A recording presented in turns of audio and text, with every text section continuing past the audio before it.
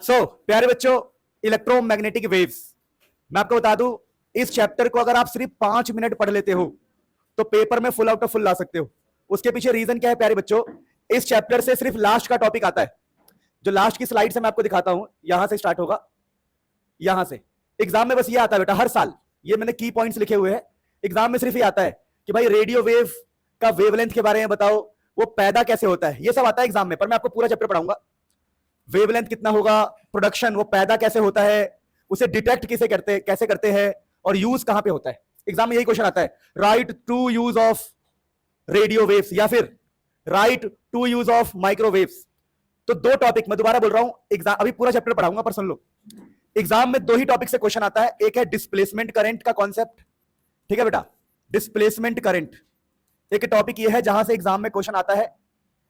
दूसरा टॉपिक होता है बेटा, मतलब डिस्प्लेसमेंट करंट के बाद ये यूजेस जितने भी इलेक्ट्रोमैग्नेटिक वेव्स है, radio waves, microwaves, gamma rays, इन सबका इस्तेमाल क्या है। बस दो टॉपिक से क्वेश्चन आता है। तो सर लेकिन हमें तो यहां पर पूरा 20-25 पेज पढ़ना पड़ेगा। हाँ जी, 20-25 पेज इसलिए पढ़ना है ताकि हम इस चैप्टर को अच्छे से समझ सके। तो फिलहाल अभी हम वेव के बेसिक्स की बातें करेंगे। तो वेव के बेसिक्स की बातें क्या होती है मैं आपको हल्का समझा दूं अपनी भाषा में, फिर आप ये नोट्स की भाषा पढ़ लेना। देखो जनरली वेव को ऐसे दिखाया जाता है, वेव को ऐसे दिखाया जाता है बेटा, किसी भी वेव को ऐसे दिखाया जाता है और कहा जाता है बेटा कि ये जो हाइट है ना, हाइट, ये जो ऊंची वाली जगह है, ये जो ऊंचा हाइट है, हाइट, इस हाइट का नाम रखा गया है प्यारे बच्चों एम्पलीट्यूड। तो पहला पॉइंट हमें बेसिक्स में पढ़ना है कि एम्पलीट्यूड किसे कहते हैं। तो जो वेव की हाइट ऑफ वेव, जो वेव की हाइट होती है प्यारे बच्चों, उसको एम्पलीट्यूड कहा गया है। अच्छा, अब देखिए कोई वेव, अगर किसी वेव का एम्पलीट्यूड बड़ा है, अगर किसी वेव का एम्पलीट्यूड बड़ा है तो हम बोलते हैं कि भाई इसकी इंटेंसिटी ज्यादा है, ये ज्यादा इंटेंस है, ज्यादा इंटेंस। इंटेंसिटी समझते हैं ना बेटा? तो इंटेंसिटी ज्यादा होने का मतलब है कि एम्पलीट्यूड ज्यादा होगा। तो लोगों ने एक फॉर्मूला बनाया, लोगों ने बोला जो इस वेव की इंटेंसिटी होगी वो एम्पलीट्यूड के स्क्वायर के बराबर होगा। वेव की इंटेंसिटी कितना इंटेंस है, ये कितना इंटेंस है, इसकी इंटेंसिटी कितनी है। जैसे बोलते हैं ना कि बल्ब की इंटेंसिटी ज्यादा है, तो बल्ब के अंदर से रोशनी, बल्ब की इंटेंसिटी ज्यादा है, क्या मतलब होता है कि बल्ब के अंदर से रोशनी क्या है, ज्यादा है। तो इंटेंसिटी का मतलब समझ पा रहे हैं ना? जैसे मैंने बोला मेरे गुस्से की इंटेंसिटी बहुत ज्यादा है, मेरा गुस्सा बहुत खराब है, तो इंग्लिश बोलेंगे इंटेंस, इसका गुस्सा बहुत इंटेंस है। तो बेटा इस वेव की इंटेंसिटी इसके एम्पलीट्यूड से पता लगेगा। तो दूसरा जो बेसिक पॉइंट होता है कि intensity is equal to amplitude का स्क्वायर। बेटा इंटेंसिटी जो है डायरेक्टली प्रोपोर्शनल होता है बेटा, ये इक्वल नहीं होता, इसे डायरेक्टली प्रोपोर्शनल बोलते हैं। तो इंटेंसिटी जो है प्रोपोर्शनल टू एम्पलीट्यूड का स्क्वायर। बिगर एम्पलीट्यूड का मतलब होगा स्ट्रॉन्गर वेव। अगर किसी का एम्पलीट्यूड ज्यादा है तो वेव स्ट्रॉन्ग होगा बेटा, बात समझ पा रहे हो? और हमारा जो पहला बेसिक एम्पलीट्यूड, दूसरा बेसिक इंटेंसिटी, और तीसरा बेसिक है बेटा टाइम पीरियड। कि सर टाइम पीरियड किसे कहते हैं? तो टाइम पीरियड का मतलब होता है time for one wave. Time for one wave, एक वेव का जो टाइम है उसे टाइम पीरियड कहते हैं। सर मुझे समझ नहीं आया सर, मेरे पेट में दर्द हो रहा है सर। देखो इसका मतलब ये होता है, जैसे मान लो मैंने कहा ये एक वेव है, एक वेव यहां से स्टार्ट होकर यहां चला गया, तो यहां से लेके यहां तक का जो टाइम है इसको टाइम पीरियड बोलते हैं बेटा, टाइम पीरियड। और जब इस टाइम पीरियड का जो उल्टा होता है 1/t, 1/t को प्यारे बच्चों फ्रीक्वेंसी कहा गया है। f मतलब फ्रीक्वेंसी, बेटा f का मतलब फ्रीक्वेंसी होता है बेटा, फ्रीक्वेंसी। तो सर एक वेव का टाइम पीरियड होता है, और जब टाइम पीरियड को उल्टा कर देते हैं तो उसको फ्रीक्वेंसी बोलते हैं, 1/t को फ्रीक्वेंसी बोलते हैं। यहां एक बात को क्लियरली समझना कि किताबों में फ्रीक्वेंसी को ऐसे लिखते हैं, mu is equal to 1/t। तो किताबों में फ्रीक्वेंसी को ऐसे लिखा जाता है, तो कभी कंफ्यूज मत होना। अब प्यारे बच्चों अगर कोई वेव है तो इस वेव, इलेक्ट्रोमैग्नेटिक वेव के बारे में आगे बताऊंगा, पहले हम बेसिक्स कर रहे हैं। कोई भी वेव है तो यहां पर हम बात कर रहे हैं लाइट की, लाइट वेव की बात करते हैं बेटा, लाइट वेव। तो बेटा लाइट वेव की जो स्पीड होती है, स्पीड, वो स्पीड होती है 3 × 10⁸ बेटा, 3 × 10⁸ मीटर पर सेकेंड प्यारे बच्चों। तो याद रखना छोटी सी बात कि एक वेव के लिए यहां से और यहां तक का जो डिस्टेंस होता है, डिस्टेंस, उस डिस्टेंस को वेवलेंथ बोला जाता है, वेवलेंथ। तो बेटा वेवलेंथ क्या होता है? एक वेव का जो डिस्टेंस है उसे वेवलेंथ कहते हैं, वेव का लेंथ, वेवलेंथ। तो प्यारे बच्चों हमारे पास स्पीड है, हमारे पास टाइम है, और हमारे पास ये वेवलेंथ, वेवलेंथ मतलब डिस्टेंस है, डिस्टेंस। समझना मेरी बात को बेटा, वेवलेंथ डिस्टेंस होता है, यहां से यहां तक के डिस्टेंस, यहां से यहां तक के डिस्टेंस को वेवलेंथ बोलते हैं। यहां से यहां तक के टाइम को टी बोलते हैं बेटा, टी। और जो स्पीड है इतनी है। तो याद रखना बेटा स्पीड का फॉर्मूला क्या होता है? स्पीड होता है बेटा डिस्टेंस अपॉन में टाइम। और याद रखना प्यारे बच्चों यहां पर स्पीड है 3 × 10⁸, लेकिन 3 × 10⁸ को प्यारे बच्चों हम सी बोलते हैं बेटा, सबको पता होगा। सी इज स्पीड ऑफ लाइट, सबको पता है, सी इज स्पीड ऑफ लाइट, सबको पता होगा। सर सी का मतलब स्पीड ऑफ लाइट होता है, तो सर आप ये कहना चाहते हो कि स्पीड की जगह पर हम सी लिखेंगे और डिस्टेंस की जगह पर लैम्डा लिखेंगे और नीचे होगा टी, और सर फिर आप ये कहना चाहते हो कि sir c is equal to lambda और ये बेटा 1/t है, टी नीचे है, तो 1/t को हम फ्रीक्वेंसी लिख सकते हैं, तो इस 1/t को हम फ्रीक्वेंसी लिख देंगे। तो बेटा हमने क्या सीखा बेसिक्स में, मैं आपको बेसिक्स याद दिला रहा हूं कि एक वेव सी स्पीड से जा रहा है, टाइम है टी और वेवलेंथ है लैम्डा, तो speed is equal to distance upon में time, speed is equal to distance है लैम्डा बेटा, डिस्टेंस है लैम्डा और नीचे है टाइम, और 1/t को अगले लाइन में बोल देंगे फ्रीक्वेंसी। तो प्यारे बच्चों हमारे काम की बात क्या निकली, हमारे काम की बात ये निकली, देखो स्पीड को v बोल रहे हैं, पर हम स्पीड को क्या बोलते हैं बताओ, c, तो स्पीड हो गया c is equal to lambda into में बताओ f यानी frequency, c is equal to lambda f बेटा, c is equal to lambda f, देखो c is equal to lambda f, ये बहुत ही इंपॉर्टेंट पॉइंट है कि speed is equal to wavelength into frequency, लेकिन स्पीड को v ना बोल के हम c बोला करेंगे। तो प्यारे बच्चों ये हमने बेसिक्स पढ़ा, प्यारे बच्चों बेसिक्स फॉर वेव। अब हम चैप्टर स्टार्ट करेंगे इलेक्ट्रोमैग्नेटिक वेव। आप प्लीज नोट कीजिए, और जो भी मुझे ऑनलाइन देख रहे बेटा कुछ क्रेजी सा कमेंट कर दो, सर कमेंट कर दो, सर मजा दिला दिया सर आपने क्या बोलूं मैं, छोड़ो। मेरे सुंदर बच्चों इसके बेसिक्स करने के बाद ना हम स्टार्ट करने जा रहे बेटा इलेक्ट्रोमैग्नेटिक वेव। अब जो इलेक्ट्रोमैग्नेटिक वेव है बेटा, देखो यहां पर एक वर्ड है इलेक्ट्रो, सबको दिख रहा होगा, यहां पर इलेक्ट्रो का मतलब मैं आपको बता दूं, इलेक्ट्रो से इसका मतलब होता है इलेक्ट्रिक फील्ड, बेटा इलेक्ट्रिक फील्ड है यहां पर इलेक्ट्रो, और प्यारे बच्चों यहां पर है मैग्नेटिक, मैग्नेटिक का मतलब है बेटा यहां पर मैग्नेटिक फील्ड, मैग्नेटिक फील्ड। और सबको पता होगा कि इलेक्ट्रिक फील्ड को हम ई बोलते हैं बेटा, इलेक्ट्रिक फील्ड को ई बोलते हैं और मैग्नेटिक फील्ड को बी, तो मैग्नेटिक फील्ड को बी बोलते हैं बेटा, और ये जो हम इलेक्ट्रिक फील्ड बना रहे हैं इलेक्ट्रिक फील्ड को ई बोलते हैं। तो ये जो इलेक्ट्रोमैग्नेटिक वेव है इसके अंदर बेटा इलेक्ट्रिक फील्ड और मैग्नेटिक फील्ड दोनों होता है। अच्छा, तो साफ लिखा है कि जो इलेक्ट्रोमैग्नेटिक वेव है made of oscillating electric and magnetic field.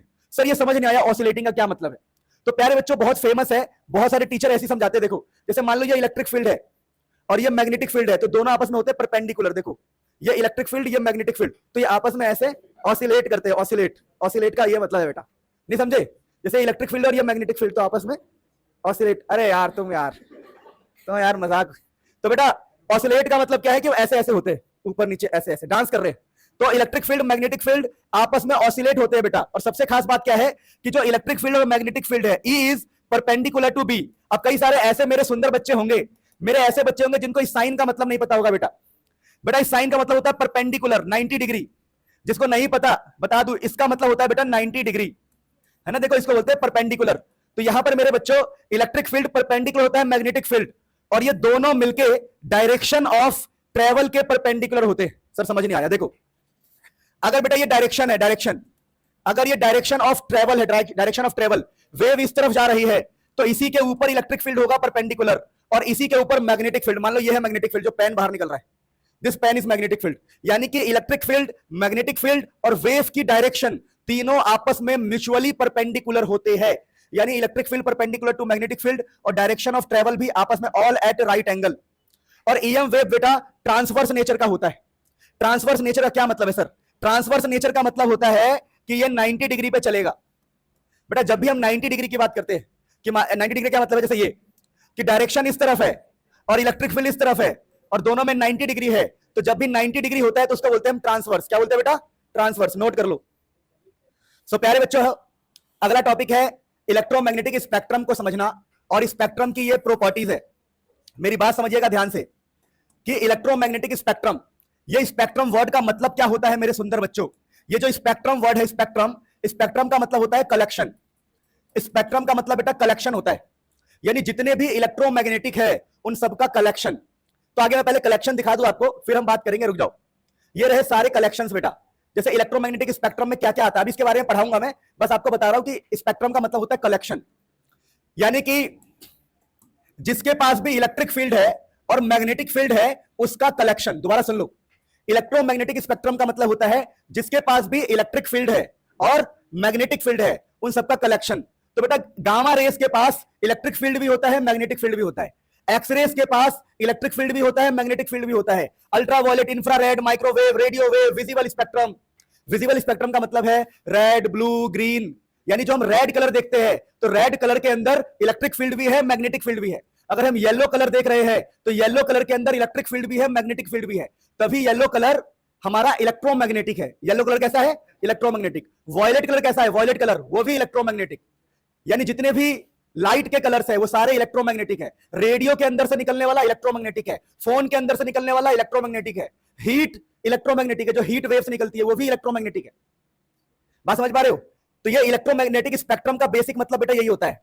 Electromagnetic spectrum का मतलब है जितने भी कलेक्शन, उनका कलेक्शन जिनके अंदर भी इलेक्ट्रिक फील्ड और मैग्नेटिक फील्ड है। यानी सर आप ये कह रहे हो अगर मैं अपने फोन से, अगर मैं फोन से ऐसे बात कर रहा हूं तो इस फोन से जो रेडिएशन निकल रही है, जो इस फोन के अंदर से रेडिएशन निकल रही है, एनर्जी निकल रही है, हीट निकल रही है, उसके अंदर electric field and magnetic field दोनों है। क्या बोला मैंने? Electric field, magnetic field. इसीलिए कई लोग सजेस्ट करते हैं कि ऐसे बात नहीं करना चाहिए, क्योंकि रेडिएशन तुम्हारे बॉडी में 2 सेंटीमीटर अंदर तक जाता है। बात समझ पा रहे हो? इसलिए कहते हैं कि जेब में फोन मत रखो। अगर तुम लड़के हो तो, लड़कियां तो वैसे भी जेब में फोन नहीं रखती, ठीक है? अगर लड़के हो, तुमने जेब में फोन रखा है तो क्या होगा? उसके पीछे साइंस बता दूं क्या थोड़ा सा? देखो देखो, लड़कों के पास ये होता है बेटा, ठीक है, इसको बोलते हैं टेस्टीज। मैं सही लिख रहा हूं क्या? अब टेस्टीज के अंदर, स्पेलिंग सही है? टेस्टीज के अंदर होता है बेटा लिक्विड। क्या होता है टेस्टीज के अंदर? लिक्विड। इस टेस्टीज के अंदर लिक्विड होता है। अब ये जो लिक्विड है, ध्यान देना, ये जो लिक्विड है इजीली रेडिएशन को एब्जॉर्ब कर सकता है, एब्जॉर्ब हीट को भी। हीट देखो, अगर ये रेडिएशन को एब्जॉर्ब करेगा तो पता क्या होगा? समय के साथ इनफर्टिलिटी हो जाएगी, है ना? ऐसा कहा जाता है।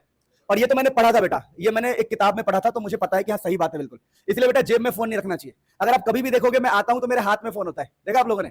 जेब में मैं फोन नहीं रखता, पीछे रख लेता हूं फोन, कोई दिक्कत नहीं है। पीछे क्या है, वो काला पड़ जाए मुझे क्या मतलब है? अरे सर जाए यार, क्या दिक्कत है? इतना कोई टेंशन नहीं लेने का। तो बेटा हमने क्या सीखा बेटा? ये जो टेस्टिस होता है उसमें फ्लूइड होता है जो इलेक्ट्रोमैग्नेटिक रेडिएशन को एब्जॉर्ब कर सकता है, इलेक्ट्रिक फील्ड और मैग्नेटिक फील्ड को एब्जॉर्ब कर सकता है, जिससे प्रॉब्लम क्रिएट हो सकती है बेटा। तो कृपया करके फोन आगे ना रख के अपना बचाए बेटा, और अपना फ्यूचर भी बचाए, ठीक है बेटा? अब तुम बोलोगे सर आपको शर्म नहीं आती, इसमें क्या शर्म करना? तुम तो खतरनाक चीज अंदर का डायग्राम फाइग्राम सब पढ़ लेते हो, तो तुम्हारे सामने, और जो नहीं पढ़ते वो देख लेते हैं, तो बहुत सीधी सी बात है, ठीक है? तो जब बच्चे इतने खतरनाक है तो मास्टर शरीफ होकर क्या करेगा? झुंझुना बजाएगा क्या? चलो ध्यान दो। और शरीफ की क्या बात है, this is for knowledge purpose बेटा। बताओ कितना भविष्य से बचा रहा हूं मैं, जो सीरियस होंगे। सुनो ध्यान दो। तो इलेक्ट्रोमैग्नेटिक स्पेक्ट्रम बेटा क्या होता है, समझ में आ गया? अच्छा, इनको नो मीडियम नीडेड, इनको मीडियम से मतलब नहीं है बेटा। ये अर्थ के बाहर भी होते हैं, अर्थ के अंदर भी होते हैं, पानी के अंदर भी होते हैं, पानी के बाहर भी होते हैं, इनको मीडियम से फर्क नहीं पड़ता। लेकिन जो साउंड है, साउंड को मीडियम से फर्क पड़ता है। अर्थ पर साउंड है, लेकिन अर्थ के बाहर आपको साउंड सुनाई नहीं देगा। देखो साउंड अलग चीज है, अभी हम साउंड वेव की बात नहीं कर रहे, अभी हम बात कर रहे हैं इलेक्ट्रोमैग्नेटिक वेव। तो इलेक्ट्रोमैग्नेटिक वेव को मीडियम की नीड नहीं है, ये कहीं भी चल सकता है, कहीं भी। बात समझ पा रहे हो? तो can travel in vacuum, vacuum मतलब अर्थ के बाहर भी ये चल सकता है। तभी तो हम एलियंस को सिग्नल भेजने की कोशिश करते हैं। हम यहां से सिग्नल भेजते हैं अर्थ से, और हम दूसरे प्लेनेट तक सिग्नल भेज सकते हैं, पता आप लोगों को? क्योंकि कोई मीडियम नहीं चाहिए, कहीं भी चला जाता है ये, ठीक है बेटा? तो सोचो कहीं भी चला जाता तो वहां क्यों नहीं जाएगा? समझ में आया? चलो देखो, तो स्पीड क्या होता है? 3 × 10⁸, वेरी फास्ट, ये बहुत फास्ट होता है बेटा। एग्जांपल क्या है? Sunlight is electromagnetic wave. जो सूरज की रोशनी है, सनलाइट जो है वो भी इलेक्ट्रोमैग्नेटिक वेव है। यानी कि सनलाइट जब तुम्हारे हाथ पर पड़ता है तो तुम्हें गरम गरम क्यों लगता है? सनलाइट जब तुम्हारे हाथ पे आता है तुम्हें गरम गरम लगता है, क्यों? क्योंकि उसके अंदर इलेक्ट्रिक फील्ड है और मैग्नेटिक फील्ड है, और ज्यादा हिस्सा इलेक्ट्रिक फील्ड का होता है, इसलिए वो डिस्ट्रॉय भी कर सकता है, स्किन को आग लगा सकता है। सनलाइट से आग लग जाती है, तुम्हें पता है क्यों? सनलाइट से जंगलों में आग लग जाती है बेटा, क्योंकि सनलाइट के अंदर इलेक्ट्रिक और मैग्नेटिक दोनों होता है, लेकिन इलेक्ट्रिक फील्ड बहुत ज्यादा होता है, मैग्नेटिक फील्ड थोड़ा कम होता है, ठीक है? तो ये छोटी छोटी बातें आपको ध्यान रखनी है। आप प्यारे बच्चों, थोड़ा सा मैं आपको बेसिक पढ़ा दूं, एनर्जी एंड फ्रीक्वेंसी रिलेशन। एक प्लैंक नाम के आदमी थे बेटा, ऑब्वियसली आदमी ही थे, ठीक है? तो प्लैंक नाम के आदमी थे, उन्होंने बोला देखो किसी का भी एनर्जी उसके फ्रीक्वेंसी पे डिपेंड करेगा। यानी अगर कोई वेव है, वेव, तो वेव की अगर फ्रीक्वेंसी ज्यादा होगी तो उसकी एनर्जी भी ज्यादा होगी। और बहुत सीधी सी बात है, सही कह रहे हो। तो यहां पर बेटा एक एच आएगा कांस्टेंट, तो एनर्जी का फॉर्मूला हो जाएगा एच इंटू में फ्रीक्वेंसी, जहां एच का मतलब होता है प्लैंक्स कांस्टेंट, आप बचपन से जानते हो बेटा, और स्पीड ऑफ लाइट सबको पहले से ही पता है ना बेटा? तो यहां पर एक और छोटी बात बता रहा हूं, तो एनर्जी का एक फॉर्मूला हो गया एच, देखो एनर्जी का एक फॉर्मूला है एच इंटू में फ्रीक्वेंसी, और एनर्जी का एक दूसरा फॉर्मूला भी होता है बेटा, E = hc/λ, जहां h का मतलब प्लैंक कांस्टेंट, c का मतलब स्पीड ऑफ लाइट और लैम्डा का मतलब वेवलेंथ। तो ये दोनों फॉर्मूला हमें क्या बता रहे हैं? ये दोनों फॉर्मूला हमें ये बता रहे हैं अगर फ्रीक्वेंसी ज्यादा होगी तो एनर्जी ज्यादा होगी, एंड वेवलेंथ कम होगी तब एनर्जी ज्यादा होगी। अगर किसी की वेवलेंथ कम है तो एनर्जी क्या होगी? ज्यादा, क्योंकि ये इनवर्सली प्रोपोर्शनल है। लेकिन फ्रीक्वेंसी का क्या है? Directly proportional. ये दोनों फॉर्मूले क्लास 11th में थे, इनकी डेरिवेशन नहीं है बेटा। इनकी डेरिवेशन क्यों नहीं है? क्योंकि ये स्टेटमेंट है, और स्टेटमेंट और लॉस की कोई भी डेरिवेशन नहीं होती। फटाफट इसे नोट करो। ये टॉपिक का नाम है एनर्जी एंड फ्रीक्वेंसी रिलेशन। क्यों? इससे बहुत फायदा होगा हमें। अब प्यारे बच्चों, जो मैं आपको बता रहा था ना, मैं आपको कह रहा था, मैं आपको ये कह रहा था कि देखो हमारा इलेक्ट्रोमैग्नेटिक स्पेक्ट्रम कितना वाइड है। देखो, तो मैं आपको बताऊं, ध्यान से समझना, ध्यान से, कि हमारा जो गामा रेज होता है, गामा रेज, वो भी इलेक्ट्रोमैग्नेटिक का पार्ट है। इसकी वेवलेंथ देखो, वेवलेंथ, इसकी वेवलेंथ अगर आपको दिख रही है क्या? अरे नहीं दिख रही क्या? दिखनी तो चाहिए। हाँ दिख रही है, दिख रही है। वेवलेंथ है 10⁻⁻16 से 10⁻⁻12। पता है क्या मतलब है बेटा? कि गामा रेस की वेवलेंथ बहुत कम होती है। और 10⁻⁻16 वेवलेंथ ऑलमोस्ट इक्वल टू 10⁻⁻16, बहुत कम। और अभी हमने पढ़ा E = SC/ में लैम्डा। अगर किसी की वेवलेंथ ज्यादा होगी तो एनर्जी, सॉरी, वेवलेंथ कम होगी तो एनर्जी क्या होगी? ज्यादा। इसीलिए कहते हैं कि गामा रेस बहुत खतरनाक होता है। जब परमाणु बम गिराते हैं ना, परमाणु बम, एटम बम, तो उसके अंदर से गामा रेस निकलता है। और गामा रेस की वेवलेंथ इतनी कम होती है, उस वजह से उसकी एनर्जी इतनी ज्यादा होती है। इसलिए कहते हैं कि परमाणु बम खतरनाक है। क्या कहते हैं? लेकिन वहीं पर आप रेडियो वेव्स को देखो। ये रेडियो वेव की वेवलेंथ देखो, वेवलेंथ 10⁻⁻1, 10⁻6, यानी जो रेडियो वेव होता है उनका वेवलेंथ ज्यादा है बेटा, 10⁻⁻1 से 10⁻6। तो सोचो वेवलेंथ अगर ज्यादा हुआ, E = SC/ में लैम्डा, वेवलेंथ ज्यादा है तो एनर्जी क्या होगा? कम। तो बेटा रेडियो वेव्स में क्या होता है? वेवलेंथ ज्यादा होता है, एनर्जी कम होता है। इसलिए रेडियो वेव्स खतरनाक नहीं होते ज्यादा। तभी तो हम घर में अपने, देखो हमारे मोबाइल से रेडियो वेव निकलता है, हमारे हर जगह से रेडियो वेव निकल रहा है बेटा। कहीं भी देखोगे, मोबाइल हो गया, लैपटॉप हो गया, है ना, तो सब ये रेडियो वेव्स है। तो रेडियो वेव्स खतरनाक नहीं होता, इसलिए हम रेडियो वेव से घिरे हुए। जैसे वाईफाई है, तो वाईफाई में रेडियो वेव जैसा ही होता है। इसीलिए नेटवर्क तो पूरे कमरे में आ रहा है, पर हम जिंदा है, क्योंकि वो खतरनाक नहीं होता है, क्योंकि उसकी वेवलेंथ क्या होती है बताओ? ज्यादा। वेवलेंथ ज्यादा, एनर्जी कम। तो ये तो भाई देखो, अब ये सब चीजें तो आपको याद करनी पड़ेगी। अब देखो, अब तुम बोलोगे सर जादू कर दो। भैया मुझे जादू आता ही नहीं है, मेरे को ये जादू आता ही नहीं है कि इसका इतना, इसका इतना, इसका इतना। और एग्जाम में पूछते हैं, कभी कभार पूछ लेते हैं, बताओ कि वेवलेंथ 10⁻⁻6 से 10⁻⁻6 से -3, ऐसे पूछते हैं क्वेश्चन, बेशर्मों की तरह। पता नहीं क्या पीते हैं, क्या खाते हैं, कितनी शादी करते हैं कि उनका दिमाग खराब रहता है। क्योंकि देखो, जो शादी करेगा उसका दिमाग खराब रहेगा, मैं मजाक नहीं कर रहा हूं। तो वो लोग ऐसे क्वेश्चन पूछेंगे, दोस्त एक नंबर का, कि 10⁻⁻6 से 10⁻⁻3 किसका वेवलेंथ होता है? तो तुम्हें बताना पड़ेगा भैया इंफ्रारेड है, इंफ्रारेड। तो इसके लिए मैं हेल्प नहीं कर सकता, ये नोट्स आपको दे सकता हूं बस, जिससे आप एक बार याद कर लो किसका कितना होता है। ठीक है बेटा? अब हमारे लिए काम की बात क्या है जो आपको अभी याद करना है? यानी कुल मिला के सर आप ये कहना चाहते हो कि ये सब चीजें तुम्हें खुद ही याद करनी पड़ेगी, जो यहां लिखी हुई है खुद ही याद करनी पड़ेगी, इसमें मैं कोई हेल्प नहीं कर सकता, मैं बस कॉन्सेप्ट पढ़ा सकता हूं। फिर प्यारे बच्चों, वो विजिबल स्पेक्ट्रम जो इंपॉर्टेंट है, जो याद करना है, विजिबल के लिए, विजिबल जो हमें दिखाई देता है, उसके लिए वेवलेंथ 400 नैनोमीटर से 750 नैनोमीटर तक होता है। एन का मतलब है नैनो, यानी जो भी हम लाइट देख पाते हैं उनका वेवलेंथ इनके बीच में होता है। जैसे violet, blue, green, yellow, orange, red. Red का बेटा 750 नैनोमीटर होता है और वॉयलेट हमारा 400 नैनोमीटर होता है। और इसके बीच के लाइट्स हमें दिखाई देते हैं, इसके बीच के लाइट हमें दिखाई देते हैं बेटा। बात समझ पा रहे हो? येलो, ब्लू, ऑरेंज, ग्रीन, इन सबके बीच की लाइट हमें दिखाई देती है, उसके अलावा हमें कुछ भी दिखाई नहीं देता। तो ये विजिबल रेंज होता है बेटा। तो विजिबल स्पेक्ट्रम समझ में आ गया, ये बातें भी समझ में आ गई, और फटाफट हम आगे बढ़ते हैं। सो प्यारे बच्चों, अब आपका मेन चैप्टर स्टार्ट हो रहा है, यहां से प्लीज ध्यान देना। क्या ध्यान देना? सुनो, जैसे ये कैपेसिटर है, क्या बेटा? कैपेसिटर। और कैपेसिटर में अगर आप देखोगे तो यहां पर कोई वायरिंग नहीं है, नो वायरिंग। क्या बेटा? No wiring. यहां कोई वायरिंग नहीं की गई है, नो वायर, कोई वायर नहीं है। लेकिन अगर हम, सुनना ध्यान से, लेकिन अगर हम यहां पर एक सोर्स लगाते, क्या लगाते बेटा? सोर्स। अगर हम एक सोर्स लगाते, थोड़ा एक मिनट, मैं तुम्हें चैप्टर 7 थोड़ा बहुत याद है किसी को? XC का फॉर्मूला पता क्या होता है? 1/ωc। चैप्टर 7 हल्का सा पता होना चाहिए, 1/2πfc। अगर किसी की फ्रीक्वेंसी ज्यादा है तो उसका रेजिस्टेंस कम होता है, रुकावट, करंट का रुकावट कम होगा, रुकावट बोलते हैं बेटा इसको, रुकावट एक प्रकार से रेजिस्टेंस होता है। तो यहां पर हम लगा रहे फ्रीक्वेंसी वाला बंदा, क्या लगा रहे? फ्रीक्वेंसी, मतलब एसी लगा रहे हैं हम। क्या लगा रहे? एसी। तो हमने एक एसी सोर्स लगाया, करंट ऐसे जाना स्टार्ट हुआ, करंट ऐसे गया, और यहाँ पे बल्ब, जो बल्ब है वो जल रहा है। ये बल्ब क्या हो रहा है बेटा? जल रहा है। तुम्हें अजीब नहीं लग रहा है कि ये बल्ब क्यों जल रहा है? बीच में तो कोई वायर ही नहीं है। कभी सोचा ये बात? ये कैपेसिटर है, कैपेसिटर के बीच में कोई वायर नहीं है, लेकिन ये बल्ब तो जल रहा है, कुछ तो गड़बड़ है। तो उसी गड़बड़ को आज हमें पढ़ना है।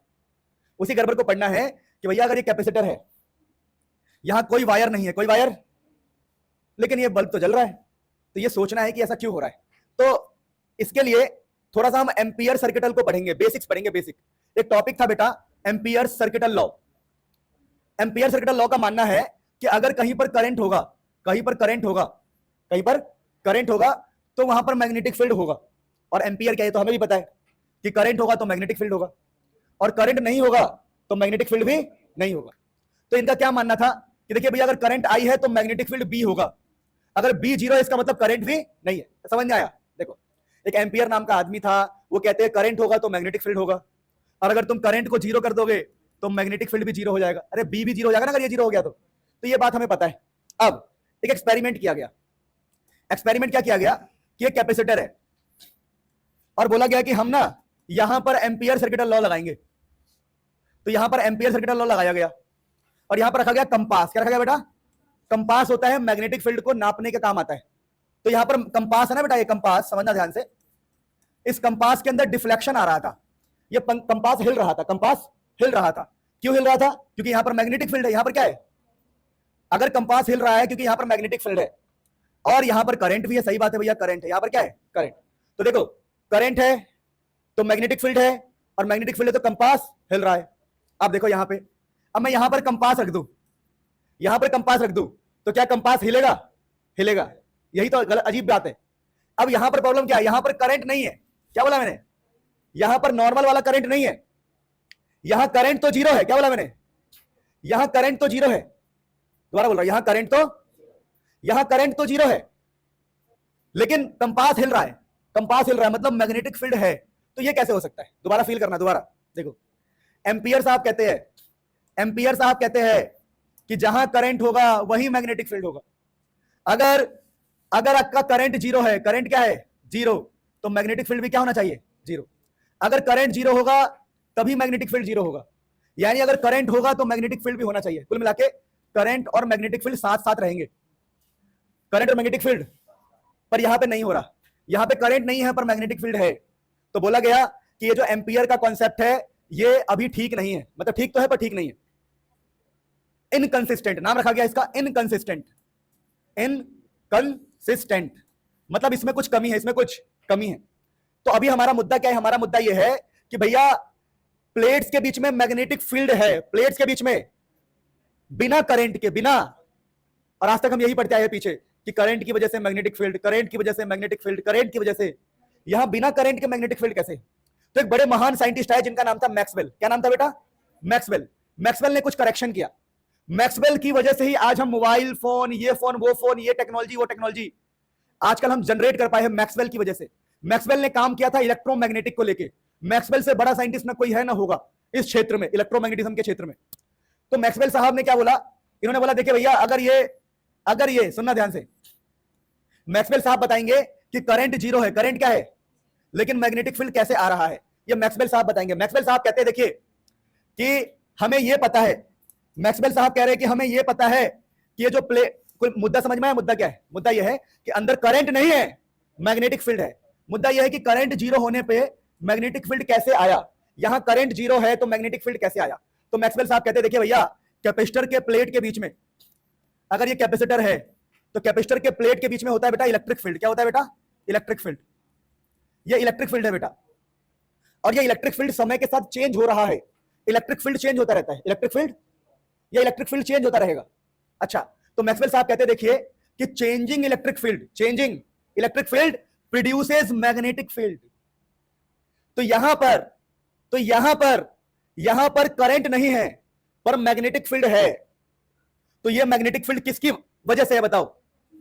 तो ये मैग्नेटिक फील्ड है इलेक्ट्रिक फील्ड की वजह से। हम सब जानते हैं कैपेसिटर के प्लेट, ये कैपेसिटर का प्लेट है, इसके बीच में इलेक्ट्रिक फील्ड होता है बेटा। तो उस इलेक्ट्रिक फील्ड की वजह से ही, क्योंकि पता क्या होता है देखो, जब हम इसको चार्ज कर रहे होते हैं, कैपेसिटर को चार्ज कर रहे होते हैं, तो ये पॉजिटिव होता है प्लेट, आपको पता होगा, ये नेगेटिव होता है, तो प्लस से माइनस की तरफ इलेक्ट्रिक फील्ड होता है। तो यहां पर इलेक्ट्रिक फील्ड चेंज हो रहा होगा, और चेंजिंग इलेक्ट्रिक फील्ड की वजह से यहां पर मैग्नेटिक फील्ड पैदा होगा। बात समझ पाए? अच्छा, तो उन्होंने बोला ये दोनों बात आपस में उल्टा होता है बेटा। क्या उल्टा होता है? कि जब इलेक्ट्रिक फील्ड चेंज होगा तो मैग्नेटिक फील्ड पैदा होगा, और मैग्नेटिक फील्ड चेंज होगा तो इलेक्ट्रिक फील्ड पैदा होगा। यानी मैग्नेटिक फील्ड इलेक्ट्रिक फील्ड को पैदा करता है, इलेक्ट्रिक फील्ड मैग्नेटिक फील्ड को पैदा करता है। दोनों एक दूसरे के बाप बेटे हैं। क्या बेटा? ये बाप है तो ये बेटा, ये बेटा है तो ये बाप। एक्सचेंज कर रहे हैं, जैसे दोस्तों में होता है कि तू मेरा बेटा है, ठीक है पापा, अगली बार तू मेरा बेटा है, हाँ जी पापा। पापा बोल 10 रुपए दूंगा, बोल दिया। पापा बोल मोमोज खिलाऊंगा, बोल दिया। होता है ना ऐसा? हमारे में नहीं होता बेटा, हम तो प्रॉपर्टी लिखवा ले हमसे कोई बोले तो। ध्यान दो। तो हमने क्या सीखा बेटा? मैक्सवेल साहब कहते हैं कि बिना करंट के मैग्नेटिक फील्ड इसलिए है क्योंकि यहां पर क्या चेंज हो रहा है? इलेक्ट्रिक फील्ड चेंज हो रहा है। क्या चेंज हो रहा है? और बाद में एक बहुत गजब की बात बोली गई कि इलेक्ट्रिक फील्ड अगर चेंज हो रहा हो तो इलेक्ट्रिक फील्ड की वजह से, क्या बोल रहा हूं मैं, इलेक्ट्रिक फील्ड की वजह से करंट भी पैदा होता है। ओ भाई साहब, ये क्या बोल दिया? समझना समझना समझना। ये बोला देखो कि इलेक्ट्रिक फील्ड की वजह से मैग्नेटिक फील्ड आया, ठीक है जी। अब एक और बात समझ में आती है कि इलेक्ट्रिक फील्ड की वजह से करंट भी आता है। ओहो, तो पहले तो हम ये पढ़ते थे कि चार्ज के मोशन की वजह से, सुन लो, पहले हम ये पढ़ते थे कि चार्ज के मोशन की वजह से करंट आता है, कि जब इलेक्ट्रॉन का फ्लो होता है तब करंट आता है। तो जब इलेक्ट्रॉन का फ्लो आए और करंट आए तो इसका नाम होता है बेटा कन्वेंशनल करंट। क्या बोलते हैं इसको? Conventional current. इसको कन्वेंशनल करंट बोलते हैं कि पुराना वाला हिसाब किताब है ये। जब इलेक्ट्रॉन का फ्लो हो, करंट आए तो कन्वेंशनल करंट बोलते हैं, और इलेक्ट्रिक फील्ड की वजह से जो करंट आए उसको डिस्प्लेसमेंट करंट बोलते हैं बेटा। डिस्प्लेसमेंट करंट बोला गया है। अब तुम्हारे मन में आएगा कि सर इसको डिस्प्लेसमेंट करंट क्यों बोला गया है? तो उसके पीछे एक रीजन है सिंपल, जो मुझे लगता है कि देखो, करंट यहां पर था वायर में, यहां पर करंट था वायर में, और फिर सीधा करंट यहां स्टार्ट हो गया, और बीच में जो करंट है, वो जो बीच में करंट है वो यहां से सीधा यहां डिस्प्लेस करवा रहा है। नहीं समझे? ए यार, जो वायर है यहां पर है बेटा, ये है वायर और ये है वायर, लेकिन यहां का बल्ब जल रहा है बेटा, ये बल्ब जल रहा है, मतलब करंट सीधा यहां से यहां क्या हुआ है? डिस्प्लेस हुआ है। किसकी वजह से? इलेक्ट्रिक फील्ड की वजह से। तो दोबारा बोल रहा हूं, इलेक्ट्रॉन के फ्लो की वजह से जो करंट आता है उसको कन्वेंशनल करंट बोलते हैं, और इलेक्ट्रिक फील्ड की वजह से भी करंट आएगा उसको डिस्प्लेसमेंट करंट बोलेंगे। तो मुझे बताओ, कैपेसिटर के बीच में कौन सा करंट होता है? Displacement current. और कैपेसिटर के बाहर कौन सा करंट होता है? Conventional current. कौन सा करंट? बात समझ में आया? तो बाद में सबने बोला कि काम करते हैं, मैक्सवेल साहब को ठीक करते हैं। तो बोला भैया मैक्सवेल भाई, तूने ये लिखा था ना B.dl, इसमें तेरी गड़बड़ है, गड़बड़, कि तुझे भी नहीं पता था और हमें भी नहीं पता था कि तू लिखता है म्यू नॉट आई। क्या लिखता है तू? Mu not I. अब तू ऐसे लिखा कर भाई, तू एक काम किया कर, तू ऐसे लिखा कर। तेरे को पता नहीं था और हमें भी पता नहीं था दोस्त, तेरी कोई गलती नहीं है। अभी जो करंट है अब दो प्रकार के होते हैं, एक होता है कन्वेंशनल और एक होता है डिस्प्लेसमेंट। अब ये फॉर्मूला सही हो गया भाई। पहले इसकी क्या गलती है? पहले बात हुई नहीं थी कभी, अब बात हुई है कि दो तरह के करंट होते हैं। तो जो इस फॉर्मूला को हम गलत बता रहे थे बेटा, कहां गया बैठ, जिसको हम गलत बता रहे थे, अब उसको हम सही कैसे कर देंगे? जो नया करंट हमने ढूंढा है उस करंट को यहां लगा देंगे। समझ पा रहे हैं मेरी बात को बेटा? तो बताओ, ये वाला फॉर्मूला कब वैलिड होगा? जब हम वायर कैपेसिटर के बाहर होंगे। और ये वाला फॉर्मूला कब वैलिड होगा? जब कैपेसिटर के अंदर होंगे। क्यों? अंदर ये वाला करंट होगा और ये वाला करंट नहीं होगा। अंदर ये वाला करंट होगा और ये वाला करंट नहीं होगा। बात नहीं समझ में आया? देखो, इस फॉर्मूले को दो रूप से समझो। इस फॉर्मूले को ऐसे, अरे यार पता नहीं क्या है, इस फॉर्मूले को दो रूप से समझो। अब इस फॉर्मूले को तोड़ देंगे, बोलेंगे आउटसाइड। आउटसाइड के लिए ये हो जाएगा B.dl म्यू नॉट IC। समझ में आया बेटा? और इनसाइड के लिए कौन सा इस्तेमाल कर लेंगे फिर? इनसाइड के लिए B.dl म्यू नॉट ID। नहीं समझ में आया बेटा? अरे तुम पागल हो क्या? पहले ये वाला फॉर्मूला अंदर लग पा रहा था क्या? पहले ये कॉन्सेप्ट अंदर नहीं लग पा रहा था, अब हम अंदर लगा सकते हैं। क्यों? हमने नया करंट ढूंढ लिया। अब देखो, अब ये फॉर्मूला कैसे ठीक हो गया? अंदर करंट कौन सा होता है? डिस्प्लेसमेंट, इसीलिए मैग्नेटिक फील्ड होता है। नहीं समझ पा रहे? अंदर करंट डिस्प्लेसमेंट होगा। अब देखो, अब हम कह रहे हैं, अब हम ये कह रहे हैं देखो कि अंदर करंट भी है और मैग्नेटिक फील्ड भी है, पर अंदर जो करंट है वो डिस्प्लेसमेंट है और मैग्नेटिक फील्ड है भी। तो ये सब बातें थी बेटा कॉन्सेप्ट ऑफ डिस्प्लेसमेंट करंट, है ना? तेरा देखो मैक्सवेल को हमने सुधार दिया, इसको बोला गया ampere Maxwell law. Ampere Maxwell law क्या है? देखो अब एक बार बोला गया, देखो जो B.dl है वो IC प्लस ID होगा, IC प्लस ID होगा। तो इसको बोला गया एम्पियर मैक्सवेल लॉ, कि एम्पियर का कॉन्सेप्ट मैक्सवेल ने सुधारा। ठीक है बेटा, बात समझ में आ गई?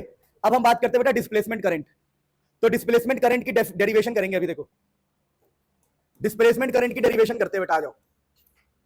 Derivation of displacement current topic का नाम है बेटा।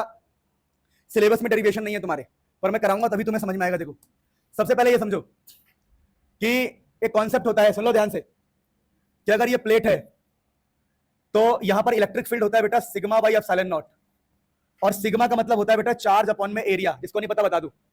तो इलेक्ट्रिक फील्ड का फॉर्मूला क्या बन जाएगा बताओ, ये रहा सिग्मा, तो और ये है एप्सिलॉन नॉट, तो सिग्मा की जगह पर लिख देंगे हम चार्ज अपॉन में एरिया, है ना। तो चार्ज अपॉन में एरिया अपॉन में एप्सिलॉन नॉट, ये बेटा इलेक्ट्रिक फील्ड का फॉर्मूला है। उठा लिया सबने। कुल मिला के अब तक हमने क्या सीखा, हमने ये सीखा कि प्लेट के अंदर इलेक्ट्रिक फील्ड का फॉर्मूला होता है सिग्मा अपॉन में एप्सिलॉन नॉट, और बेटा सिग्मा का मतलब होता है चार्ज अपॉन में एरिया, तो सिग्मा की जगह पे लिख देंगे हम चार्ज अपॉन में एरिया अपॉन में एप्सिलॉन नॉट। ए यार, इस सिग्मा की जगह पे डाला है ना मैंने, ये रहा सिग्मा की जगह पे, और एप्सिलॉन नॉट नीचे है ही। फिर हम बोलेंगे देखो वहां से चार्ज निकाल लेंगे, यहां से चार्ज निकालेंगे तो क्या आएगा बताओ, electric field into area into में एप्सिलॉन नॉट, बेटा चार्ज आ गया। ए यार, अरे चार्ज कैसे निकालोगे, ये दोनों को इधर मल्टीप्लाई में भेज दोगे। अब करंट की बात करते हैं, करंट। अब बोलेंगे देखो भैया, तो जो करंट होगा हमारा, करंट हमारा क्या होगा, अच्छा एक छोटी सी बात देखो, दर्द होगा देखना, जैसे बोलूंगा दर्द होगा, एकदम से दर्द होगा देखना, एकदम से बहुत दर्द होगा कि मैं बोलूंगा कि करंट का फॉर्मूला होता है dq बाई dt। दर्द हुआ किसी को, अरे दर्द हो गया क्या, नहीं हुआ ना, तो नाउ बेटा dq बाई dt निकालो, dq बाई dt यानी कि इसका डिफरेंशिएशन करना है बेटा। तो a कांस्टेंट है, एप्सिलॉन नॉट कांस्टेंट है, तो a एप्सिलॉन नॉट कांस्टेंट रहेगा, और ये देखो समझो इसका डिफरेंशिएशन कर रहे हैं बेटा dq बाई dt, तो dq बाई dt निकाल रहे हैं बेटा, तो ये हो जाएगा de बाई dt, बस बात खत्म। सर समझ नहीं आया, एक बार और कराओ, चलो एक बार और देखो। इलेक्ट्रिक फील्ड होता है बेटा सिग्मा बाई एप्सिलॉन नॉट, फिर बेटा सिग्मा होता है q अपॉन में a एप्सिलॉन नॉट, ठीक है सर। हमने कहा यहां से हम q की वैल्यू निकालेंगे, q की वैल्यू आ गई e into area into epsilon not, ठीक है बेटा, q की वैल्यू निकाल ली, ये इधर मल्टीप्लाई में चला गया। फिर हमने कहा हम निकालेंगे dq बाई dt, तो dq बाई dt निकालेंगे तो इधर हो जाएगा de बाई dt बेटा, de बाई dt, और एरिया एप्सिलॉन नॉट बेटा, बात समझ पाए। और बेटा इसी को बोल दिया करेंगे बाद में हम डिस्प्लेसमेंट करंट, इसी को हम डिस्प्लेसमेंट करंट बोलेंगे id। तो डिस्प्लेसमेंट करंट किस पे डिपेंड करता है, जब इलेक्ट्रिक फील्ड चेंज होता है, डिस्प्लेसमेंट करंट बोल देंगे इसी को, चार्ज अपॉन में टाइम डिस्प्लेसमेंट करंट, और डी बाई डी टी मतलब कि इलेक्ट्रिक फील्ड का चेंज हो रहा है, rate of change of electric field, और मल्टीप्लाई में इसका एरिया इंटू एप्सिलॉन नॉट। अब प्यारे बच्चों कई लोग क्या करते हैं, सुनो, कई लोग दिमाग के पागल होते हैं, वो बोलते हैं देखो एक काम करते हैं हम ना इलेक्ट्रिक फील्ड इंटू में एरिया क्या होता है बताओ, फ्लक्स, बेटा फ्लक्स होता है बेटा इलेक्ट्रिक फील्ड इंटू में एरिया, पता है किसी को, फ्लक्स होता है। तो इसको लिख देते हैं वो लोग d phi by d t और बगल में एप्सिलॉन नॉट, यानी उन्होंने क्या दिमाग लगाया बताओ, इलेक्ट्रिक फील्ड और एरिया को साथ लिख दिया, तो d phi by d t हो गया। तो प्यारे बच्चों ये है derivation for displacement current. Electric field का फॉर्मूला ये होता है चार्ज अपॉन में एरिया, फिर चार्ज निकाल के डिफरेंशिएशन, उसको बोल देंगे डिस्प्लेसमेंट करंट। तो प्यारे बच्चों डिस्प्लेसमेंट करंट की डेफिनेशन डेरिवेशन सिलेबस में नहीं है, पर मैंने कराया, कर लेना। अब तो यहां से देखो दो तरीके से लिख सकते हो आप। पहला तरीका क्या है बताओ, I d epsilon not d phi by d t, बताया मैंने, d phi by d t भी बोलते हैं, इसको क्या बोलते हैं epsilon not into area d by d t. तो ये दो फॉर्मूले होते हैं बेटा डिस्प्लेसमेंट करंट के। तो यहां से साफ पता लग रहा है कि डिस्प्लेसमेंट करंट तभी आएगा जब हमारा इलेक्ट्रिक फील्ड चेंज हो। क्या चेंज हो, इलेक्ट्रिक फील्ड। जब भी इलेक्ट्रिक फील्ड चेंज होगा करंट आएगा, उसको बोलेंगे डिस्प्लेसमेंट करंट। अच्छा, अब ये डिस्प्लेसमेंट करंट कब आता है बेटा, exist when electric flux changes. या तो इलेक्ट्रिक फ्लक्स चेंज होगा तब डिस्प्लेसमेंट करंट आएगा, या सिंपल भाषा में बोले तो इलेक्ट्रिक फील्ड चेंज होगा तब करंट आएगा बेटा। और ये बना makes Ampere's law consistent, Ampere's law को कंसिस्टेंट बनाता है।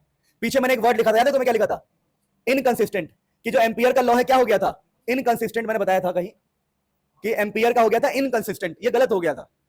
तो डिस्प्लेसमेंट करंट का जब कॉन्सेप्ट आया, जब डिस्प्लेसमेंट करंट का कॉन्सेप्ट आया प्यारे बच्चों, कहां गया, जब डिस्प्लेसमेंट करंट का कॉन्सेप्ट आया तो एम्पियर्स लॉ क्या हो गया, कंसिस्टेंट हो गया बेटा। तो बाद में ये लॉ को बनाया गया। बोलो चैप्टर आसान है कि नहीं है, बहुत आसान है।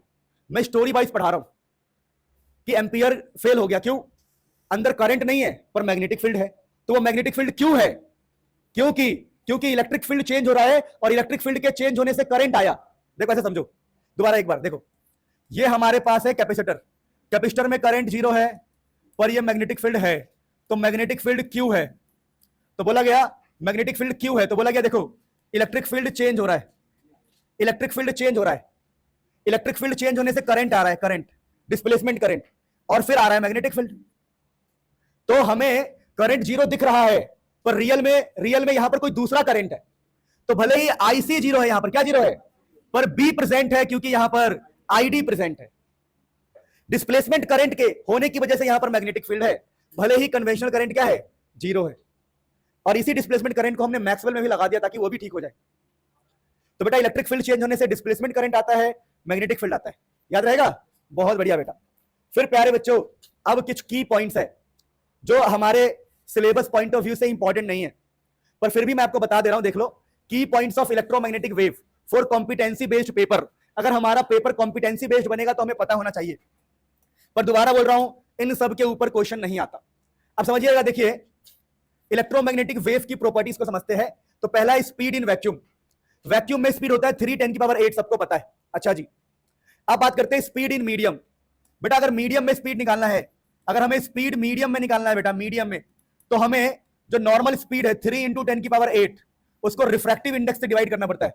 रिफ्रैक्टिव इंडेक्स को म्यू बोलते हैं बेटा, म्यू, म्यू या फिर एन भी बोलते हैं कई लोग, 3×10⁸/n।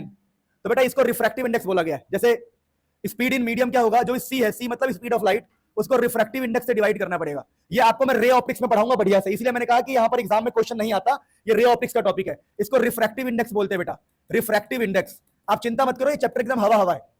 फिर प्यारे बच्चों, यहां पर एक बात को समझिएगा, स्पीड इन मीडियम को हम वी बोल दे रहे हैं, वी, वी एम बोल दो, ज्यादा आसान रहेगा, स्पीड इन मीडियम। अब देखिए ये ज्यादा थोड़ा सा समझना, वेव इक्वेशन। अभी बेटा वेव इक्वेशन क्या होता है, देखिए इलेक्ट्रोमैग्नेटिक वेव में दो हिस्से होते हैं, पहला होता है इलेक्ट्रिक फील्ड और दूसरा होता है मैग्नेटिक फील्ड। तो इलेक्ट्रिक फील्ड की इक्वेशन ऐसी होती है, देखो यहां पे लिखा है ई वाई। ई वाई का मतलब समझिएगा, ई वाई का मतलब होता है कि हमारा जो इलेक्ट्रिक फील्ड है वो वाई डायरेक्शन में है बेटा। ई वाई का मतलब क्या बेटा, electric field in y direction, ऐसे लिखा गया है, देखो ई के नीचे छोटा सा वाई। तो ई वाई का मतलब है कि इलेक्ट्रिक फील्ड वाई डायरेक्शन में है। और इलेक्ट्रिक फील्ड की इक्वेशन क्या है बेटा, ई not sine k x minus omega T. अब तुम्हारे मन में बहुत सारी चीजें होगी कि सर ई नॉट का मतलब क्या है, तो सब बच्चे जानते हैं। ई नॉट का मतलब क्या है कि मान लो अगर ये मेरा इलेक्ट्रिक फील्ड है, समझना ये मेरा इलेक्ट्रिक फील्ड है, अगर ये मेरा इलेक्ट्रिक फील्ड का ग्राफ है, तो इसमें जो मैक्सिमम वैल्यू होती है, पीक वैल्यू बेटा, जो हाइट है, हाइट, उस हाइट को हम ई नॉट बोलते हैं। तो यहां पर बेटा ई नॉट का मतलब एम्पलीट्यूड है बेटा, एम्पलीट्यूड, हाइट, एम्पलीट्यूड बेटा। वैसे बी नॉट का मतलब भी एम्पलीट्यूड होगा। मैग्नेटिक फील्ड के लिए हम बी नॉट इस्तेमाल करेंगे। तो यहां पर एक दिलचस्प बात को समझना कि ई वाई का मतलब है कि हमारा इलेक्ट्रिक फील्ड है वाई डायरेक्शन में। और बेटा जो के है, के, इस के का मतलब मैं आपको बताऊंगा बाद में, इस के का मतलब अभी बताऊंगा, पहले एक्स का मतलब समझो, एक्स। प्लीज ध्यान देना प्यारे बच्चों, यहां पर के भूल जाओ, एक्स को देखो, एक्स, ये एक्स क्या है बेटा, तो बेटा ये एक्स होता है direction of travel, direction of propagation बोलते हैं। प्रोपोगेशन मतलब ट्रेवल, प्रोपोगेशन, प्रोपोगेशन का मतलब होता है बेटा ट्रेवल, ट्रेवल। ये जो एक्स है बेटा, एक्स बताता है कि किस डायरेक्शन में वेव जा रहा है। तो फील करना, ये इक्वेशन क्या बता रहा है, ये बता रहा है कि वेव एक्स डायरेक्शन में जा रहा है। मैं इसको फील कराता हूं, देखो हमारा वेव जा रहा है एक्स डायरेक्शन में, और इसके अंदर जो इलेक्ट्रिक फील्ड है वो वाई में है। यानी सर वेव तो एक्स में जा रहा है और इलेक्ट्रिक फील्ड बेटा वाई में। अब अगला देखो, मैग्नेटिक फील्ड लिखा है। मैग्नेटिक फील्ड के नीचे क्या लिखा है बताओ, जेड लिखा है, दिख रहा है सबको, जेड, यहां बेटा जेड लिखा है, बी जेड। तो यहां पर मैग्नेटिक फील्ड किसमें बताओ, जेड में। और यहां एक्स लिखा है, इसका क्या मतलब, एक्स का मतलब कि वेव हमारा एक्स में चल रहा है, यानी वेव एक्स में चल रहा है। और इलेक्ट्रिक फील्ड किसमें है, वाई में। और मैग्नेटिक फील्ड जेड का मतलब बेटा बाहर, मैग्नेटिक फील्ड जेड में। क्या तीनों आपस में परपेंडिकुलर है, बस।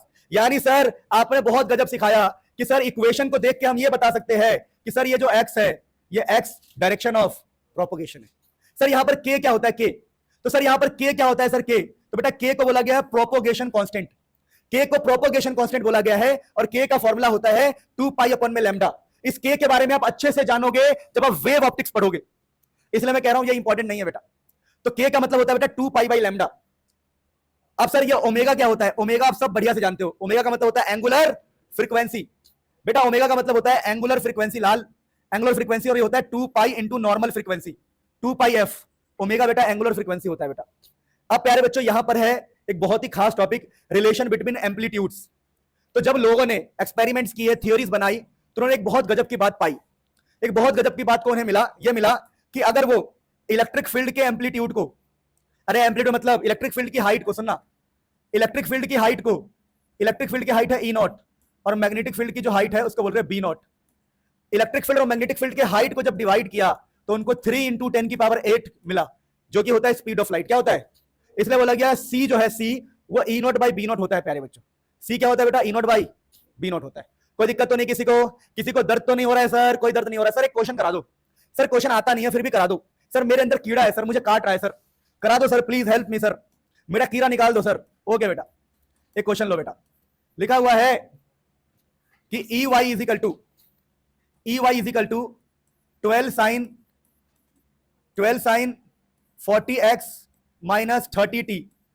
और मैंने आपसे ऐसी क्वेश्चन दे दिया कि बताओ भाई वेव किस डायरेक्शन में चल रहा है, एक्स डायरेक्शन में। अच्छा ये बताओ एंगुलर फ्रीक्वेंसी कितनी है, तो कैसे निकालोगे? मैंने बोला के कितना है, मैंने बोला लैम्डा कितना है, 3 क्वेश्चन पूछ लिया। तो आप बोलोगे देख बेटा हमारे सर ने सिखाया था E y is equal to E not sine k x minus omega t. तो बताओ कंपैरिजन करने से क्या होगा, बताओ के की वैल्यू कितनी आएगी 40, 40 खत्म। ओमेगा की वैल्यू कितनी आएगी 30, ओमेगा हो गया 30, ओहो। फिर पूछा वेवलेंथ बताओ वेवलेंथ, तो वेवलेंथ कैसे निकालोगे? के से, k is equal to 2 pi by lambda, तो लैम्डा क्या हो जाएगा 2 पाई अपॉन में के, अरे लैम्डा उधर ले जाओगे ना के नीचे आएगा, तो 2 पाई की जगह 2 पाई और के नीचे क्या लिख दूं, अरे के नीचे क्या लिख दूं 40, 2 पाई बाई 40, तो वेवलेंथ आ गया। तो ऐसे ही आप कॉन्सेप्ट का इस्तेमाल करेंगे, पर ये सब वेव ऑप्टिक्स में बढ़िया से पढ़ोगे, अभी तो मजाक चल रहा है। यहां पर एक इंपॉर्टेंट नोट है बेटा कि देखो अगर यहां पर माइनस साइन हो, क्या साइन हो बेटा, या फिर एक प्लस हो, जैसे के प्लस है, दिख रहा है आपको के पॉजिटिव में बेटा और माइनस, तो इसका मतलब होता है प्लस एक्स डायरेक्शन बेटा, क्योंकि यहां पर एक्स लिखा है। लेकिन अगर दोनों का साइन अगर सेम हो जाए, ये भी प्लस है और ये भी प्लस है, दिख रहा है आपको, तो माइनस एक्स डायरेक्शन। तो याद रखना बेटा साइन क्या है, इफ साइंस ऑफ के x and W T R opposite, अगर के एक्स और डब्ल्यू टी अपोजिट साइन में हुए, they travel in plus x direction. लेकिन अगर साइन ऑफ के एक्स एंड ओमेगा टी, अगर बेटा के एक्स एंड ओमेगा टी, दोबारा बोल रहा हूं, के एक्स एंड ओमेगा टी अगर सेम डायरेक्शन में है, तो वेव माइनस एक्स में जाएगा। किसमें जाएगा?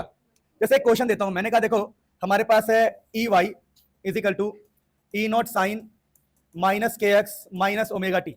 बताओ क्या इन दोनों के साइन सेम है? के एक्स भी माइनस है, ओमेगा टी भी क्या है? अगर दोनों का साइन क्या हो जाए सेम, अगर दोनों का साइन सेम हो जाए तो वो माइनस एक्स में जाएगा, माइनस। बात समझ पा रहे हो? तो देखो यहां पर दोनों का साइन सेम है, ये भी प्लस है और ये भी क्या है प्लस, तो दोनों साइन सेम हो तो माइनस डायरेक्शन होती है, और दोनों का अलग हो तो, जैसे मैंने क्वेश्चन दिया E is equal to E not sine omega T minus omega T plus K X. अब बताओ क्या इसमें एक प्लस और एक, तो दोनों अपोजिट साइन में है, और दोनों अपोजिट हो तो क्या होगा बताओ, प्लस एक्स डायरेक्शन। तो सेम साइन पीछे वेव जा रहा है, अपोजिट साइन आगे वेव जा रहा है, क्या बात है। तो इसमें वेव कैसे चलेगा बताओ, आगे। इसमें सेम साइन है, सेम सेम मतलब माइनस, पीछे चल रहा है वेव, पीछे चल रहा है, याद रखना बेटा। सो प्यारे बच्चों ध्यान देना, हमारे जो ईएम वेव्स होते हैं, इलेक्ट्रोमैग्नेटिक वेव्स में एनर्जी होती है बेटा, एनर्जी होती है तभी तो जंगल में आग लग रहा है, तो इलेक्ट्रोमैग्नेटिक वेव्स में एनर्जी होता है। दोबारा बोल रहा हूं इन सबका कोई डेरिवेशन नहीं है हमारे पास, एनसीईआरटी में तो ठीक से लिखा भी नहीं है, ये तो मैं अपने हिसाब से अपनी नॉलेज से लिख के लाया हूं। तो एक होता है बेटा एवरेज एनर्जी डेंसिटी। तो बेटा एनर्जी डेंसिटी का फॉर्मूला क्या होता है, देखो एनर्जी डेंसिटी को बोलते हैं हम यू, क्या बोलते हैं यू। तो बेटा ये होता है 1/2 epsilon naught E R M S का square, 1/2 epsilon naught B R M S का स्क्वायर। अब तुम बोलोगे सर ये क्या है, अभी समझा रहा हूं। देखो एनर्जी का फॉर्मूला या तो ऐसा होगा 1/2 epsilon naught E R M S का स्क्वायर, ठीक है बेटा। ये क्या है बेटा, एनर्जी, एवरेज एनर्जी बेटा, क्या है ये average energy, 1/2 epsilon naught E R M S का स्क्वायर, या एवरेज एनर्जी का फॉर्मूला होगा 1/2 epsilon naught B R M S का स्क्वायर। अब तुम लोग बोलोगे सर अच्छा आई एम सॉरी मेरे से गलती हो गई, मैंने इसकी तरह लिख दिया, एक्चुअली में ये मैग्नेटिक फील्ड वाले का कॉन्स्टेंट अलग होता है ना, ऐसा 1/2 परमिएबिलिटी होता है, 1/2 परमिएबिलिटी, और ये हो जाएगा बी आर एम एस का स्क्वायर। अब तुम बोलोगे सर अच्छा ये जो एनर्जीज है इक्वली डिस्ट्रीब्यूटेड होता है, एनर्जीज क्या होता है इक्वली, जितना एनर्जी इलेक्ट्रिक फील्ड के फॉर्म में होगा उतना ही मैग्नेटिक फील्ड के फॉर्म में होता है। अब ये एवरेज एनर्जी का फॉर्मूला है, ये है इलेक्ट्रिक फील्ड के फॉर्म में और ये है मैग्नेटिक फील्ड के फॉर्म में। अब यहां पर आरएमएस का क्या मतलब है, देखो जब हमारे पास एक वेव होता है वेव, तो वेव के लिए जो इफेक्टिव वैल्यू होता है उसको आरएमएस वैल्यू बोलते हैं। याद करो आप लोगों ने अल्टरनेटिंग करंट में पढ़ा था ई आरएमएस आई आरएमएस, वैसे ही जो इफेक्टिव वैल्यू होता है बेटा, इफेक्टिव वैल्यू, तो यही ई आरएमएस और बी आरएमएस है। अच्छा अगर मुझे ई आरएमएस निकालना हो तो मैं कैसे निकाल सकता हूं बताओ, याद करो E0/√2, और बी आरएमएस निकालना हो तो B0/√2। याद है कुछ ऐसे फॉर्मूलेस आपने पढ़े, ठीक है बेटा। तो बेटा एवरेज एनर्जी डेंसिटी का ये फॉर्मूला होता है बस, ना इसके ऊपर क्वेश्चन आएगा ना आपको टेंशन लेना है। इलेक्ट्रिक फील्ड के फॉर्म में ये वाला फॉर्मूला और मैग्नेटिक फील्ड के फॉर्म में ये वाला फॉर्मूला होता है बेटा। फिर यहां पर एक पॉइंट है, energy shared equally between electric and magnetic field. Electric and magnetic field में एनर्जी इक्वली शेयर होता है। अब प्यारे बच्चों एक होता है मोमेंटम डेंसिटी। ये मोमेंटम डेंसिटी क्या होता है बेटा? पी, स्मॉल पी को बोल रहे हैं मोमेंटम डेंसिटी। तो भैया आप टोटल एनर्जी डेंसिटी को अगर आप स्पीड ऑफ लाइट से डिवाइड कर देंगे, यहां पर यू का मतलब है टोटल एनर्जी डेंसिटी। जब एनर्जी डेंसिटी को स्पीड ऑफ लाइट से डिवाइड कर देते हैं बेटा, उसको मोमेंटम डेंसिटी बोलते हैं। और दोबारा मैं रिपीट कर दूं कि ये सब तुम्हारे किसी काम का नहीं है फिलहाल, एग्जाम में ये सब चीजें आपको नहीं दिखाई देने वाली, ठीक है? दोबारा बोल रहा हूं, बस ये नॉलेज के लिए पढ़ा रहा हूं कि कभी एमसीक्यू में फॉर्मूला पूछ ले कि बता बेटा एवरेज एनर्जी डेंसिटी का फॉर्मूला क्या है, तो तुम्हें पता हो कि सर ने लिखवाया है कि इक्वली शेयर होता है मैग्नेटिक इलेक्ट्रिक फील्ड का, और दोनों के लिए फॉर्मूला ये होता है, ठीक है बेटा? फिर तुम्हें पता होना चाहिए कि मोमेंटम डेंसिटी का फॉर्मूला होता है एनर्जी अपॉन में स्पीड ऑफ लाइट। तो ये एमसीक्यू में काम आएगा, बस उससे ज्यादा कोई काम नहीं आएगा। अब प्यारे बच्चों यहां पर लिखा हुआ है, समझना ध्यान से, रेडिएशन प्रेशर। बेटा ये जो रेडिएशन प्रेशर क्या होता है समझिएगा। देखो ऐसा माना जाता है कि जब कोई रेडिएशन किसी सरफेस पे गिरता है, तो वहां पर प्रेशर क्रिएट होता है, प्रेशर, उसको हम रेडिएशन प्रेशर कहते हैं। जैसे एक बॉल गया दीवार पे तो प्रेशर लगा ना, वैसे रेडिएशन जब दीवार पे गिरेगा, रेडिएशन किसी सरफेस पे गिरेगा, तो वहां पर बेटा रेडिएशन प्रेशर होगा। तो प्रेशर ऑन एब्जॉर्बिंग सरफेस क्या मतलब है? मान लो ये एक ऐसा सरफेस है जो लाइट को एब्जॉर्ब कर रहा है, एब्जॉर्ब, इसने लाइट को एब्जॉर्ब कर लिया, तो वहां पर प्रेशर का फॉर्मूला होता है आई अपॉन में सी। यहां पी का मतलब प्रेशर है बेटा। अब तुम्हें यह समझना है कि आई का मतलब क्या है, सुन लो। आई का मतलब बता रहा हूं, देखो। अब तुम बोलोगे सर ये चैप्टर तो कठिन हो गया। नहीं बेटा, चैप्टर से क्या क्वेश्चन आएगा पहले बता चुका हूं मैं, डिस्प्लेसमेंट करंट और कौन सा वेव का वेवलेंथ कितना होता है, क्या यूजेज है ना, रेडार में कौन सा इस्तेमाल करते हैं, माइक्रो ओवन में कौन सा इस्तेमाल करते हैं, कैंसर के ट्रीटमेंट में गामा रेस का इस्तेमाल करते हैं, तो यही क्वेश्चन आता है। ये सब क्या है बेटा? इन सब के बारे में तो एनसीईआरटी में ठीक से लिखा भी नहीं है, ऊपर ऊपर से ऐसे कर दिया गया है। मैं बस इसलिए बता रहा हूं, कभी एमसीक्यू में पूछ ले या कभी न्यूमेरिकल आ जाए तो तुम्हें पता है कि भाई हाँ फॉर्मूला मुझे पता है, तो मैं आसानी से सॉल्व कर सकता हूं। अब देखो यहां पर आई का मतलब समझो। आई का मतलब यहां पर बेटा इंटेंसिटी होता है, इंटेंसिटी। और आई का मतलब इंटेंसिटी है, और इंटेंसिटी का मतलब होता है बेटा एनर्जी, सुन लेना, energy per unit area per unit time. Energy upon में एरिया अपॉन में टाइम को इंटेंसिटी बोलते हैं बेटा। यानी कि प्रेशर का फॉर्मूला क्या होगा? इंटेंसिटी अपॉन में स्पीड ऑफ लाइट। इंटेंसिटी का बेसिक मतलब क्या बेटा? एनर्जी अपॉन में एरिया पर यूनिट टाइम, ठीक है बेटा? कई लोग इंटेंसिटी को ऐसे भी लिखते हैं कि एनर्जी अपॉन में टाइम पावर होगा, एनर्जी अपॉन में टाइम को पावर लिख देते हैं, बोलते हैं पावर अपॉन में एरिया जो होगा वही हमारा इंटेंसिटी है। तो इंटेंसिटी का फॉर्मूला हो गया पावर अपॉन में एरिया अपॉन में स्पीड ऑफ लाइट बेटा। और जब इंटेंसिटी अपॉन में स्पीड ऑफ लाइट, तो ये होता है प्रेशर बेटा, प्रेशर। अच्छा लिखा है प्रेशर ऑन रिफ्लेक्टिंग सरफेस, यानी क्या है बेटा? लाइट ऐसे गया और लाइट रिफ्लेक्ट हो गया, तो यहां पर आपको दो रेज दिख रहे होंगे, जाने के रेज और आने के रेज। तो ऊपर वाले फॉर्मूले में बस 2 से मल्टीप्लाई कर देना बेटा, तो 2i अपॉन में c बेटा। तो ये जगह बेटा प्रेशर का फॉर्मूला। अच्छा फिर बेटा अगला टॉपिक है फोर्स। अगला टॉपिक है बेटा फोर्स। तो फोर्स का फॉर्मूला होता है बेटा इंटेंसिटी इंटू एरिया अपॉन में c। फोर्स कैसे? जैसे ये दीवार है, दीवार पे लाइट आई, रेडिएशन आई, तो रेडिएशन की वजह से फोर्स भी पैदा होगा। तो फोर्स का फॉर्मूला होता है बेटा इंटेंसिटी एरिया अपॉन में c, intensity into area upon में c। अब तुम बोलोगे सर ये चैप्टर तो मुझे कठिन लग रहा है, इसमें तो बहुत सारे फॉर्मूले हैं, क्या करूं फिर? अगर मेरे साड़ी पहन के नाचने से तुम्हें आसान लगे तो मैं नाचने को तैयार हूं, मुझे कोई शर्म नहीं है, लेकिन कुछ नहीं होने वाला बेटा, तुम बस सीटियां मारोगे और कुछ नहीं होने वाला, फिर भी तुम नहीं पढ़ोगे। तुम समझ पा रहे हो मेरी बात बेटा? तो कुल मिलाकर मैं आपको ये पढ़ा रहा हूं, इलेक्ट्रोमैग्नेटिक वेव्स में एनर्जी होती है। तो बेटा एवरेज एनर्जी डेंसिटी, एनर्जी की डेंसिटी, एनर्जी का घनत्व, एनर्जी कितना है, तो वो इक्वली इलेक्ट्रिक और मैग्नेटिक फील्ड में शेयर होता है। सर फॉर्मूला क्या है? तो एवरेज एनर्जी डेंसिटी का फॉर्मूला है 1/2 एप्सिलॉन नॉट ERMS का स्क्वायर इलेक्ट्रिक फील्ड के लिए, 1/2 म्यू नॉट BRMS का स्क्वायर मैग्नेटिक फील्ड के लिए, और ये आपस में क्या होता है? इक्वली शेयर होता है। अगर मुझे कभी मोमेंटम डेंसिटी निकालना है तो टोटल एनर्जी को मुझे स्पीड ऑफ लाइट से डिवाइड करना है, मुझे मोमेंटम मिल जाएगा। तो यहां पर स्मॉल p का मतलब मोमेंटम है बेटा। अब बस मेन, अब मुझे सर प्रेशर, इंटेंसिटी अपॉन में speed of light, sir reflecting surface है, 2 रेज है, 2 इंटेंसिटी अपॉन में speed of light, sir force, intensity area upon में स्पीड ऑफ लाइट, बस। और इतना सोचने की जरूरत नहीं है। तो हमने प्रेशर पढ़ लिया बेटा, प्रेशर पढ़ लिया, सब पढ़ लिया। अब इस चैप्टर का लास्ट टॉपिक है जो एग्जाम के लिए इंपॉर्टेंट है। मैं आपको प्रेफरेंस दूंगा कि एनसीईआरटी में इसका टेबल बना हुआ है, वो भी आप देख सकते हो। मैंने तो यहां पर सारे की पॉइंट्स लिख दिए। देखिए यहां पर क्या लिखा हुआ है कि रेडियो वेव की जो वेवलेंथ होती है वो 0.1 मीटर से बड़ी होती है, पता है हमें। और वेवलेंथ के बारे में मैं पीछे पूरा डायग्राम बता चुका हूं कि इसका वेवलेंथ यहां से यहां तक का है। फिर प्रोडक्शन ये पैदा कैसे होता है, तो ये रैपिड एक्सेलरेशन और D acceleration of electron, electron के एक्सेलरेशन और डी एक्सेलरेशन से ये पैदा होता है रेडियो वेव्स। इसे डिटेक्ट कैसे करते हैं, एरियल्स में डिटेक्ट करते हैं, एरियल्स में। यूज कहां करते हैं, use radio and TV communication radar में, रेडियो वेव का हम रेडार में भी यूज करते हैं, रेडियो वेव्स में भी। अब देखो आप एक काम करना, एनसीईआरटी में इसका पूरा टेबल बना हुआ है, वहां से पढ़ लेना, आपका काम हो जाएगा। तो रेडियो वेव है, फिर बेटा माइक्रोवेव्स है कि वेवलेंथ इतने से इतना होता है, और प्रोडक्शन कहां होता है, मैग्नेट्रॉन वाल्व में, क्लाइस्ट्रॉन ट्यूब्स में। डिटेक्शन किसे करते हैं, इस वेव का डिटेक्शन किसे करते हैं, पॉइंट कॉन्टैक्ट डायोड से। सर यूज कहां होता है, सैटेलाइट में होता है, माइक्रो ओवंस में होता है, रेडार में होता है। बात समझ पा रहे हो।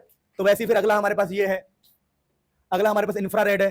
सर ये इंफ्रारेड की वेवलेंथ इतने से इतनी होती है, हाँ जी। सर प्रोडक्शन कहां पर होता है, प्रोडक्शन होता है vibration of atom and molecule से। डिटेक्ट कैसे करते हैं, डिटेक्ट करने के ये 3 तरीके हैं। सर यूज कहां पे होता है, तो नाइट विजन में यूज होता है।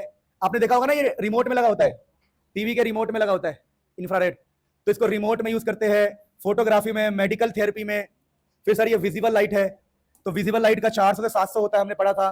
सर कहां पैदा होता है ये, इलेक्ट्रॉन ट्रांजिशन इन एटम्स। जैसे हम दिवाली पर red light, blue light, green light देखते हैं ना दिवाली में, क्यों, क्योंकि इलेक्ट्रॉन्स जो है उसके अंदर, सेमीकंडक्टर के अंदर इलेक्ट्रॉन्स हायर स्टेट से लोअर स्टेट पे आता है एनर्जी छोड़ते हुए। चलो ये सेमीकंडक्टर में पढ़ाएंगे अभी। बस अभी देखो इसमें ऐसी बहुत सारी बात मैं आपको बता रहा हूं, इसमें ऐसी बहुत सारी बात है जो सिर्फ और सिर्फ उनको पता होगा जो इस फील्ड से है, ना वो बात मुझे पता होगी ना आपको पता होगी। जैसे अब मेडिकल थेरेपी में इंफ्रारेड का इस्तेमाल होता है, तो भैया जो करता है उसको पता होगा, जो लैब टेक्नीशियन है उसको पता होगा, इस फिजिक्स के मास्टर को थोड़ी पता होगा या बच्चों को थोड़ी पता होगा। इसलिए आप इसको याद करने पर ही ध्यान देना। अरे जब मैंने लैब का वही नहीं पता आपको, मेडिकल फील्ड में एक लैब टेक्नीशियन का कोर्स होता है, अब मैंने किया ही नहीं तो मुझे क्या पता होगा, तो मैं तो याद ही करूंगा ना इसको।